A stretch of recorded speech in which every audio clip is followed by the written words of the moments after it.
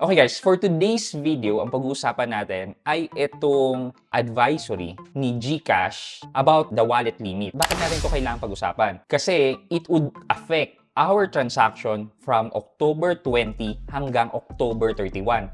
Ang tagal, di ba? Para saan ba to? Ano ba yung details nito and bakit kailangan nating malaman? Ay kung ako sa inyo, samahan niyo ako ngayon kasi lahat tayo ay kailangan mag-plan ahead right now para sa mga transaction natin.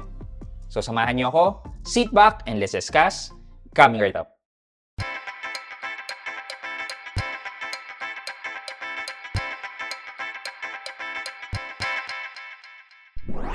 Hi guys, this is Pat and you're in Pat Quintos Review TV. So if you're new to my channel, I do reviews about entrepreneurship, small business, and personal finance na meron akong experience at ginawa ko na yan ng videos and playlist na makikita nyo dito sa taas. At kung bago ka dito sa channel ko, you may want to consider subscribing to my channel.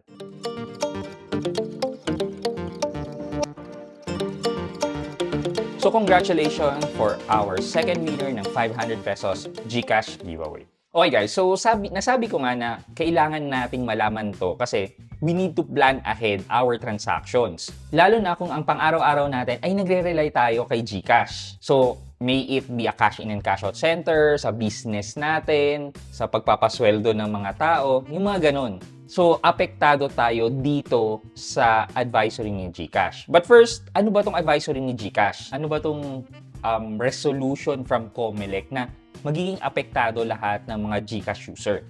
So, ito siya. COMELEC Resolution Number 10946. So, sabi dito, it aims to combat online vote buying and selling by establishing a Contra-Bigay Committee and expanding the existing vote buying regulation under the Omnibus Election Code. And it's implementing rules and regulation as well as the other rules and regulation issued by COMELEC. So nagbigay ng pahayag si GCash about this and ito yung sabi niya. GCash reiterates its unwavering commitment to cooperate fully with the COMELEC in the fight against online vote buying. The company recognized the critical role of fintech companies play in safeguarding the integrity of elections by preventing the misuse of digital financial tools for the unlawful purpose, said Marta Sazon, President and Chief Executive Officer of GCash. In this regard, magkakaroon ng update sa profile limit ng mga GCash user. So, it would run from October 20 hanggang October 31. I dig into this and check kung ano na ba yung magiging transaction limits. And I found out this na almost updated just couple of days ago. Ito lang yung gusto kong i-highlight dito. Lalo na apektado yung mga GCash profile na tinatawag nilang GCash Plus or Enterprise. Kasi ito yung mga GCash na nag-attach or nag-link ng ATM or savings or investment kay GCash. Di ba naglilink tayo ng ATM para tumaas ang limit natin up to 500,000. So now, itong i-implement ni GCash would decrease the limit to 100,000. And yun nga, kung ginagamit mo si GCash lagi, apektado tayo kasi paano tayo magpapasweldo ng October 31? Yan, October 30. Lalo na sa mga maliliit na kumpanya dyan na GCash yung ginagamit na pangpasweldo. So, paano yun? Or even yung mga iba't ibang transaction natin, paano gagawin natin doon? Ito na yung updated limit per GCash account. Ito na yung mga may nakalink na bank account or investment sa GCash.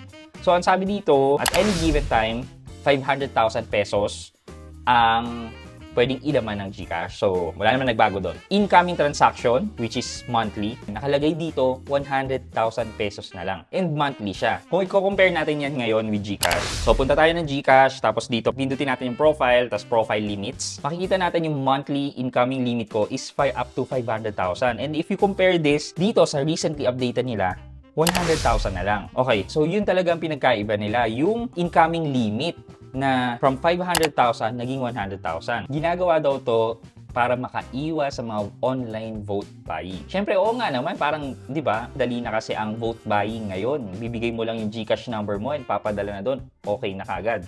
Pero, at the same time, kawawa naman tayo mga normal user na gumagamit lang talaga ng GCash, lalo na ginagamit natin sa business natin. O katulad na ito na lang yung GCash Plus and Enterprise. Enterprise na yun ibig sabihin pang business na yun. Ilo-lower din up to 100,000, hindi ko magets. So, everyone, we really need to plan ahead yung mga transaction natin. Kasi baka pagdating ng time nag-October 20 onwards, hindi na mapadalan yung account natin because we already reached our limit kay GCash. So I hope nakatulong tong information sa inyo. And for our question of the day, kung may mag-aalok sa inyo na bibili nila ang boto nyo, anong gagawin mo? Susumbong mo ba sila? Mananahimik ka lang? O tatanggapin mo? Comment yan sa comment section sa baba and may chance kayo manalo ng 500 pesos GCash giveaway. And also, isulat nyo ang hashtag na Road to 75k sub para makasama kayo sa cellphone giveaway natin for the month of October. Make sure na naka-like and subscribe kayo dito sa channel ko and always watch my videos. Before we end this video, mag-shoutout muna tayo at shoutout kay at Alpine Begino 5313. Sabi niya, thank you po sa malinaw na pagpapaliwanag. At Alpine Begino 5313, maraming salamat po for watching my videos and supporting my channel. So yun lang muna po for today's video. Maraming salamat. Thank you for watching. I hope you can like this video. Leave a thumbs up and if not, wala namang problema dyan, but continue to support me by subscribing to my channel by clicking the subscribe button and also the bell button sa tabi ng subscribe para makareceive kayo ng latest notification sa lahat ng upload ko. Again guys, this is Pat Quinto and you're in Pat Quinto's Review TV. Bye-bye!